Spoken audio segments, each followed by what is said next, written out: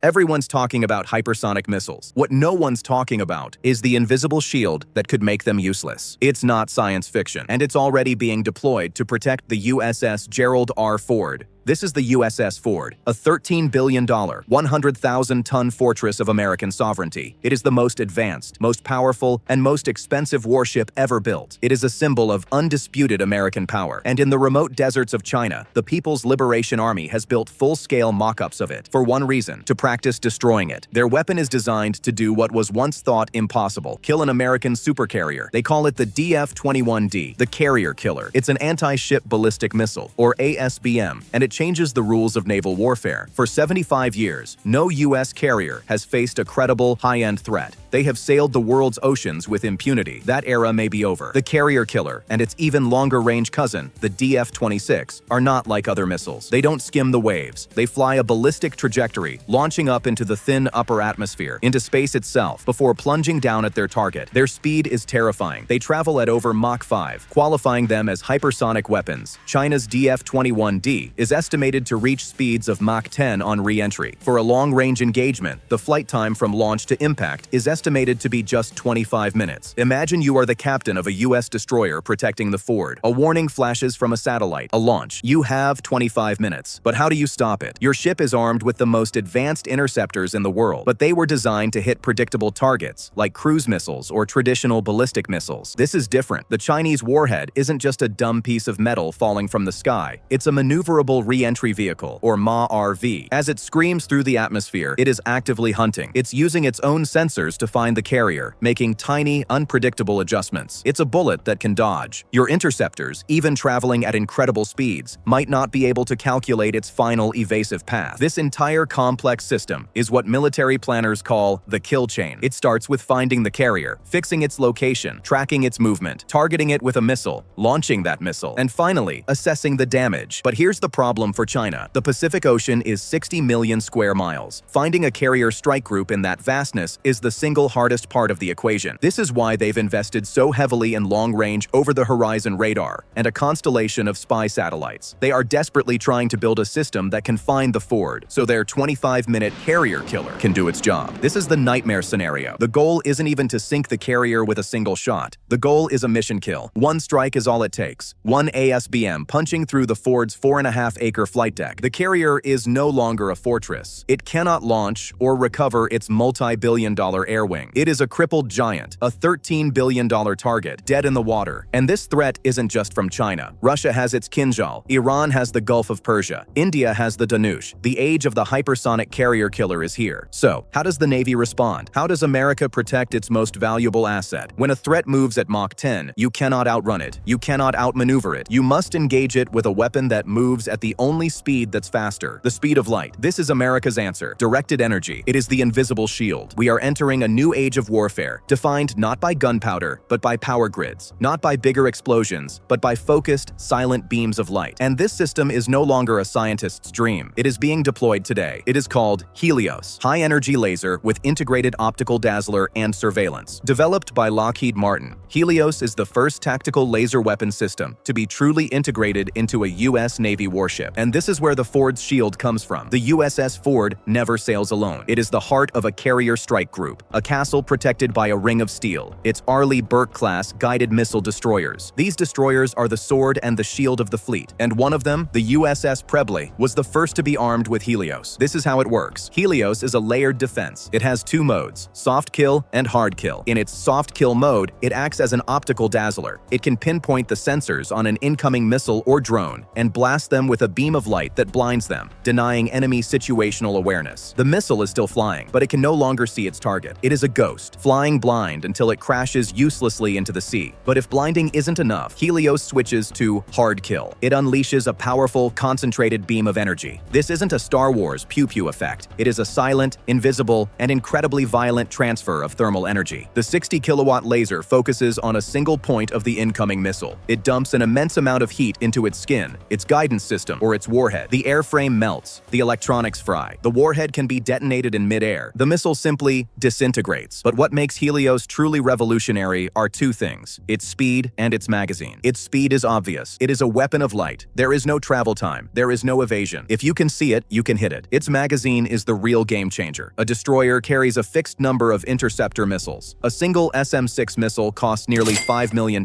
A single SM-3 interceptor for ballistic missile defense costs over $20 million. Every time you fire one, your magazine gets smaller. You can and will run out. The cost of a single HELIOS shot? A few dollars. The cost of the diesel fuel it takes to generate the electricity. This is the true economic revolution of directed energy. In modern naval combat, an adversary can use a $100,000 drone to force a U.S. destroyer to fire a $5 million missile. This is called an unfavorable cost-exchange ratio. A defender can literally go bankrupt just by winning. HELIOS flips that script. It can burn a $100,000 drone out of the sky for the price of a gallon of fuel. It makes defense cheap again. It has a deep, almost unlimited magazine. As long as the ship has power and cooling, it can fire and keep firing. It can engage dozens, even hundreds of threats, from small drones to enemy boats to incoming missiles, without ever depleting its primary missile arsenal. This is the true power of the system. The USS Preble and its sister ships are the Ford's laser shield. But the most critical piece of this puzzle isn't just the laser itself, it's the brain that controls it. HELIOS is the first laser to be fully integrated with the U.S. Navy's legendary Aegis Combat System. Aegis is the centralized network that links the ship's radars, sonars, and weapons together. It is the brain that can see in all directions, track thousands of targets, and decide what to kill and when. Now that brain has a new weapon. HELIOS isn't a bolt-on, it is Aegis. And Aegis itself is part of a larger network. It can share data with other ships, and even with F-35 fighter jets, creating a single composite picture of the battlefield. This means the USS Preble could theoretically fire its laser at a target being tracked by a different ship miles away. This isn't just a shield, it's a networked web of light. When a threat is detected, the Aegis brain can now make a new calculation. Is the threat a small drone? Don't waste a $5 million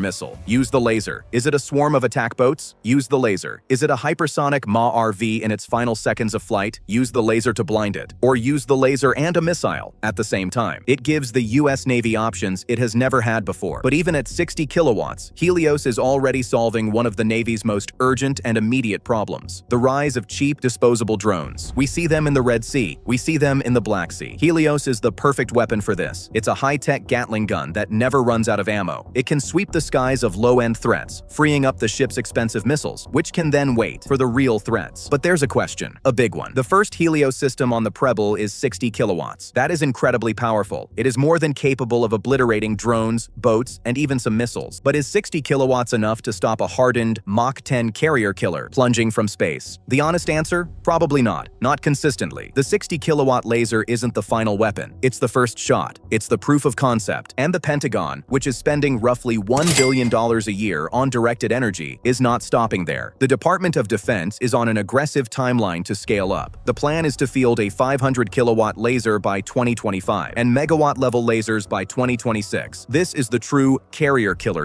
A megawatt-class laser is a weapon of terrifying power. It is powerful enough to neutralize ballistic missiles and hypersonic weapons. It is a shield of pure energy that can burn a threat out of the sky at the edge of the atmosphere. And this brings us back to the USS Ford, a Nimitz-class carrier. Our older generation cannot power these weapons. They do not have the electrical output. They were designed in the 1970s. But the USS Gerald R. Ford, it's different. It was designed from the keel up for this future. Its two A-1B nuclear reactors were built to generate 3 times the electrical power of a Nimitz carrier. For years, people criticized the ship's cost and its new systems, wondering why it needed that much power. Now we know. The Ford was built to be a floating power station for a new generation of warfare. It has the power to run the sensors, the supercomputers, and one day, the megawatt-class lasers themselves. The carrier will become its own shield. In 1906, Great Britain launched His Majesty's ship Dreadnought. It was a battleship so revolutionary, so fast, and so powerful that it instantly made every other battleship on Earth obsolete. It defined a new era of naval power. The USS Gerald R. Ford is the Dreadnought of our time. China has built an incredible weapon. They have gambled that their carrier killer missile could end a century of American naval dominance. But they built a weapon to defeat a 20th century Navy. America was busy building a 21st century one, powered by the atom and shielded by light.